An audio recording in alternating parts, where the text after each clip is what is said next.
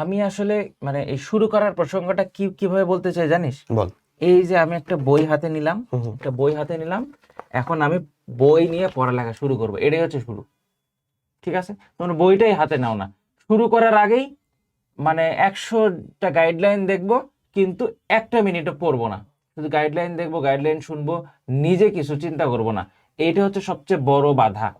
ঠিক আছে, যেমন এই ভিডিওটা তুমি দেখতেছো, দেখার পরে এই ভিডিওতে তোমার যা জানা দরকার তুমি সব জেনে যাবা, তোমার আর কোনো ভিডিও দেখা দরকার নেই। You just start reading, just পড়াটা শুরু করো। কিভাবে শুরু করবো ভাই? কিভাবে শুরু করবো? তুমি বইটা খুলবা আর পড়া শুরু করবা, আর একটা চেকলিস্ট বানায় নিবা, চ্যাপ্টারগুলোর চেকলিস্ট বানাবা, যে কোনগুলো তোমার ফার্স্ট টাইমে কম পড়া হয়েছে, কোনগুলো আরো বেশি পড়া যায়, সেগুলো চেকলিস্ট বানাবা। সব সাবজেক্ট অনুযায়ী চ্যাপ্টারের নাম লিখবা, একবার করে পড়বা টিক চিহ্ন দিবা, একবার পড়বা টিক চিহ্ন দিবা। ঠিক আছে, যত ভালো পড়া হবে যতবার পড়বা ততবার কি ওটার পাশে একটা করে স্টার দিয়ে যাবা, যে তুমি 3বার পড়ছো তাহলে 3টা স্টার দিয়ে যাও, এরকম, বা 3টা টিক দিবা। এরকম করে আস্তে আস্তে তুমি সুন্দরভাবে শেষ করবা। এটাই হচ্ছে শুরু। শুরুটা করা হচ্ছে জাস্ট তুমি পড়াটা শুরু করো, কোন জায়গায় তোমার গ্যাপ আছে সেগুলো তুমি দেখো। অ্যান্ড অন্তর, টু বি অনেস্ট, একজন ইন্ডিভিজুয়ালের জন্য ইন্ডিভিজুয়ালি শুরু করা এটা আসলে কঠিন, বুঝছিস?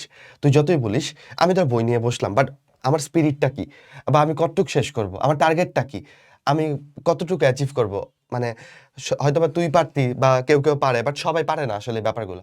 সো ইন দ্যাট কেস যেইটা একটা ভালো মানে স্পার্ক হিসেবে কাজ করে সেটা হচ্ছে তুই মোটিভেশন নিলি যে ওকে ফাইন, আমি সিদ্ধান্ত নিলি আমি সেকেন্ড টাইম কোচিং করব বা সেকেন্ড টাইম প্রিপারেশন নিব, অ্যান্ড দেন তুই একটা গ্রুপের সাথে জয়েন করলি, সেটা হোক অফলাইন কোচিং, সেটা হোক অনলাইন কোচিং, সেটা হোক যে তুই কাউকে, যেমন মাইনুল এখানে একটা সলিড বডি, যে শুধু সেকেন্ড টাইমার নিয়ে প্রচণ্ড রকমের কন্টেন্ট বানায়, অনেক কথা বলে, যে আচ্ছা মাইনুল ভাই যা বলে আজকে থেকে আমি সেগুলো ফলো করবো।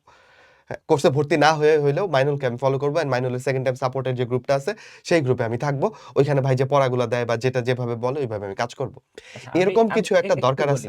আমি একটু বলি, তোমাদের জন্য আমাদের কিন্তু সেকেন্ড টাইম মেডিকেল সাপোর্ট নামে একটা গ্রুপ আছে এবং একটা টেলিগ্রাম চ্যানেলও আছে, ওখানে আমরা রেগুলার তোমাদেরকে গাইড করব এবং রেগুলার কিছু কিছু ক্ষেত্রে তোমাদেরকে পড়া দিব, ফ্রি পরীক্ষা নিব, সেগুলো তোমরা অবশ্যই অ্যাটেন্ড করতে পারো। এর জন্য আমাদের কোর্সে ভর্তি হওয়ার কোনো দরকার নাই, এটা এই ভিডিওর ডেসক্রিপশন বক্স, কমেন্ট বক্স এগুলোতে কিন্তু সুন্দরভাবে দেওয়া থাকবে। And to be honest, RTDS এর যে ওরিয়েন্টেশন লাইভগুলো হয়, বা ধরো লঞ্চিং লাইভ বলো, ওরিয়েন্টেশন লাইভ, প্রত্যেকটা লাইভই আমার কাছে মনে হয় স্টুডেন্ট পার্সপেক্টিভ থেকে অনেক বেশি মোটিভেশনাল, মানে ওরা দেখে এটা ইন্সপায়ার্ড হয়।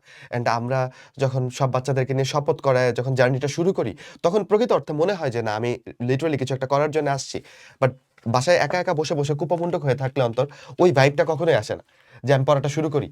তখন মনে হয় যে আচ্ছা ঠিক আছে, এটা শেষ হোক, ওইটা শেষ হোক, ওইটার পরে করবো, ওইটার পরে করবো, এমন করতে করতে এই যে সেকেন্ড টাইমে একটা বিস্তীর্ণ সময় পাওয়া যায়, ওইটা সংকুচিত হয়ে আসে, এবং তখন আর এই সেকেন্ড টাইমের ভ্যালু থাকে না। তখন ওই গতবার যেরকম লেজে গোবর অবস্থা ছিল, এই বছরও সেম একই লেজে গোবর অবস্থা, পড়াশোনা কমপ্লিটলি শেষ করা যায় না। এই হচ্ছে কমন সিনারিও আর কি।